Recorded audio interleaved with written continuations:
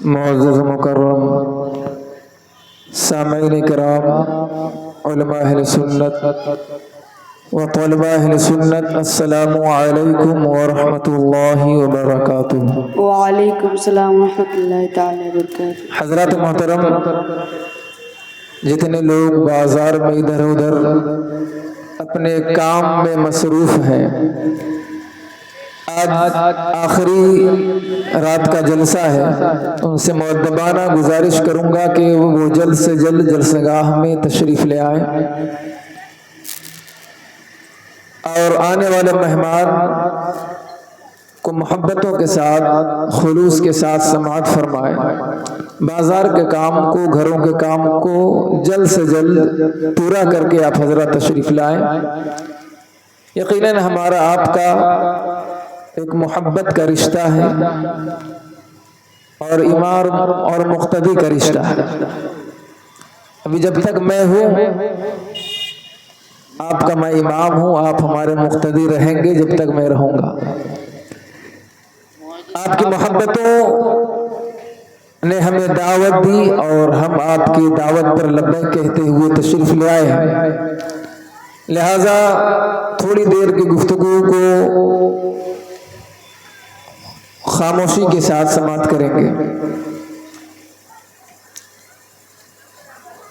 الحمدللہ الحمدللہ الذی فضلنا سیدنا و مولانا محمد صلی اللہ تعالی علیہ وسلم علی العالمین جميعا، أقامه يوم القيامة للمذنبين المتلوثين الخطائين الهالكين شفيعا، أما بعد فأعوذ بالله من الشيطان الرجيم، بسم الله الرحمن الرحيم، يا أيها الذين آمنوا اتقوا الله حق تقاته ولا تموتن إلا وأنتم مسلمون۔ صدق الله مولانا العظيم وبلغنا رسوله النبي الأمين المتين المبين الكريم، ونحن على ذلك لمن الشاهدين والشاكرين والحمد لله رب العالمين۔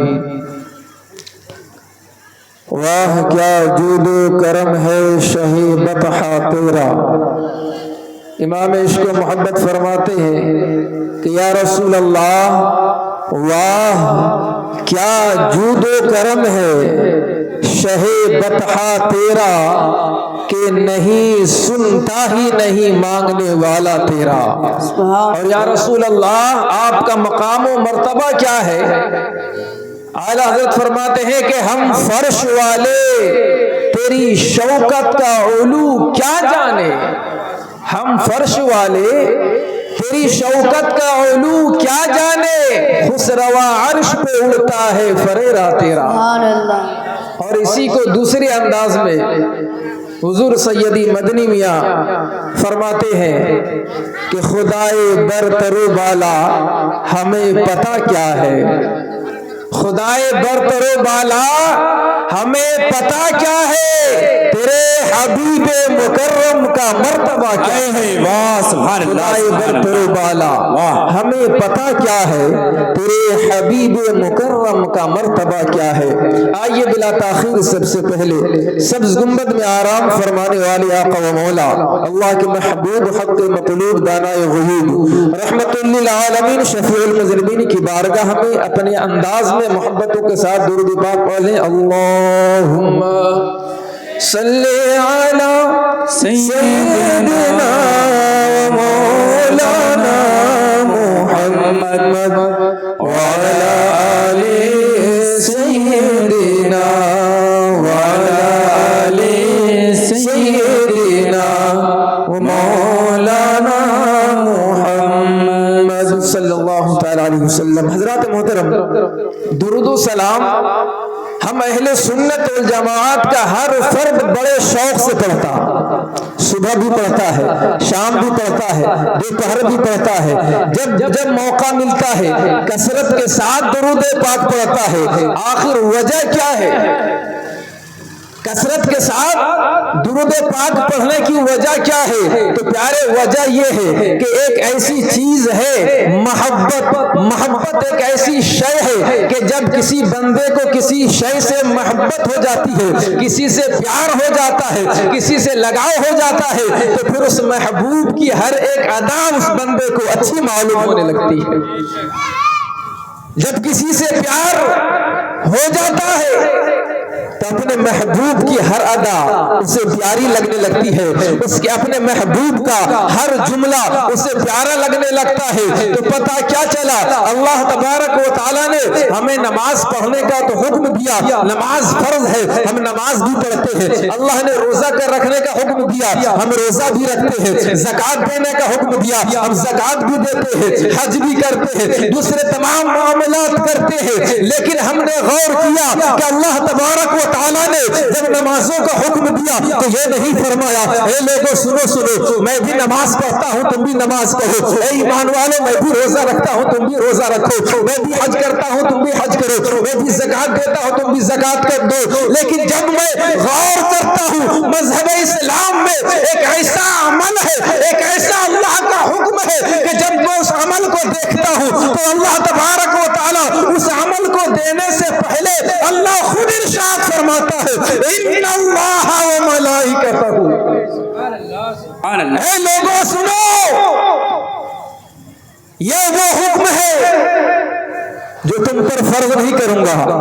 درود و سلام پڑھنا فرض نہیں، درود و سلام پڑھنا مستحب ہے، ایک محبت کی علامت ہے۔ یہی وجہ ہے کہ جس بندے کو اپنے رب سے زیادہ پیار ہو، اپنے رسول سے زیادہ پیار ہو، تو اپنے اللہ کے اس عمل کو کثرت کے ساتھ پڑھتا ہے۔ صبح بھی درود و سلام پڑھتا ہے، شام میں بھی درود و سلام پڑھتا ہے، ظہر سے پہلے بھی سلام پڑھتا ہے، ظہر کے بعد بھی پڑھتا ہے، عصر سے پہلے بھی پڑھتا ہے، عصر کے بعد بھی پڑھتا ہے۔ اس لیے کہ درود و سلام پڑھنا فرض و واجب تو نہیں ہے، لیکن میرے محبوب کا ایک عمل ہے۔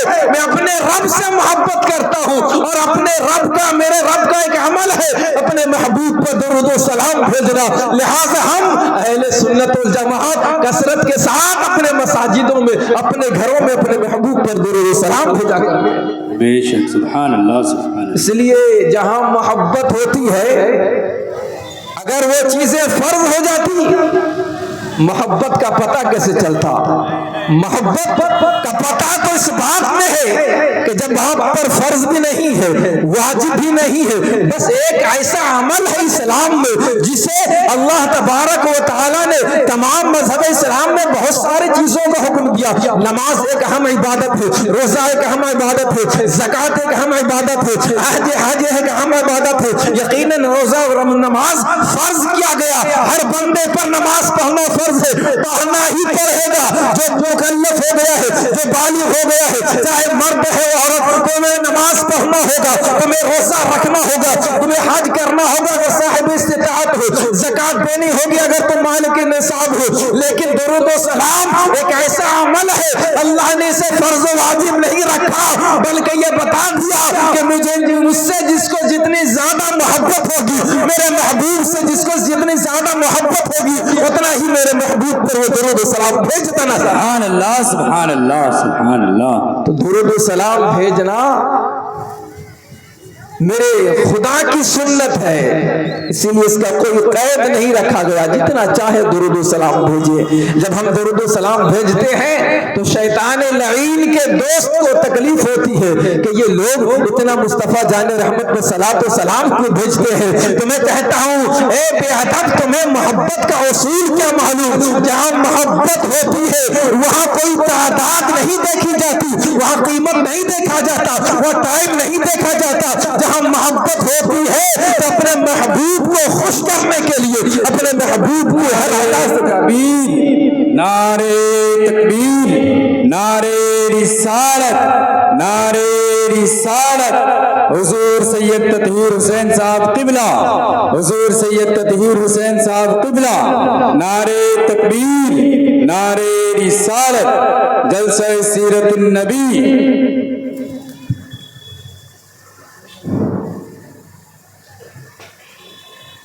اللهم صل على سيدنا مولانا محمد معدن الجود والكرم وعلى آله الكرام بارك وسلم صلوا عليه صلاة وسلام عليك يا رسول اللہ صلی اللہ تعالی علیہ وسلم۔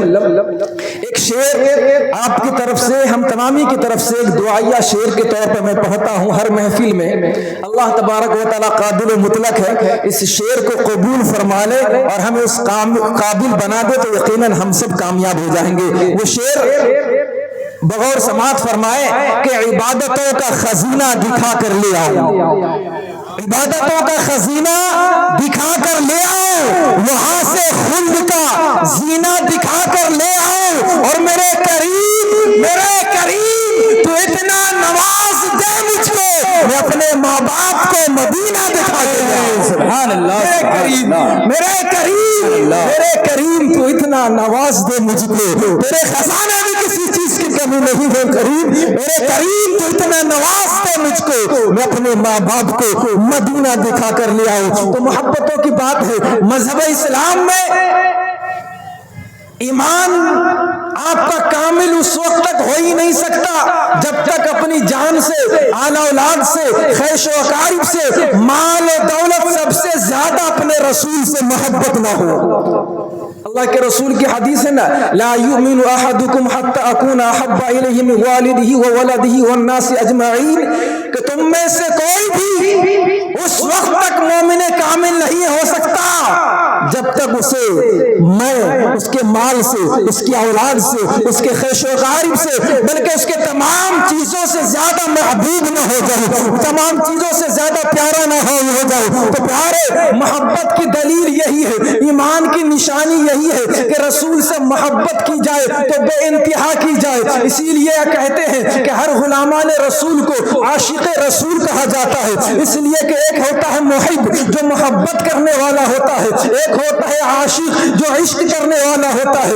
دونوں میں فرق یہ ہے کہ محبت کرنے والا جب کسی سے محبت کرتا ہے تو اپنا بھی خیال رکھتا ہے، وہ اپنے محبوب کا بھی خیال رکھتا ہے، اپنے خیش اقاری کا بھی خیال رکھتا ہے، اپنے ماں باپ کا بھی خیال رکھتا ہے۔ ایک محبت کرنے والا ساری چیزوں کو محبت کرتے ہوئے ساری چیزوں پر نگاہ رکھتا ہے، ماں باپ کی عزت کا بھی خیال ہے، اپنی عزت کا بھی خیال ہے، ساری چیزوں کو ہونے کے باوجود وہ محبت کرتا ہے۔ لیکن ایک عاشق کی شان یہ ہے کہ اسے نہ اپنے ماں باپ پیارے ہیں، محبوب کے مقابلے میں نہ اولاد پیاری ہے، محبوب کے مقابلے میں نہ اسے اپنے مال پیارا ہے، محبوب کے مقابلے میں نہ اسے اپنی جان پیاری ہے۔ اس حد درجہ محبت کرنے والے کو عاشق رسول کہا جاتا ہے، اس حد درجہ محبت کرنے والے کو عاشق رسول کہا جاتا ہے۔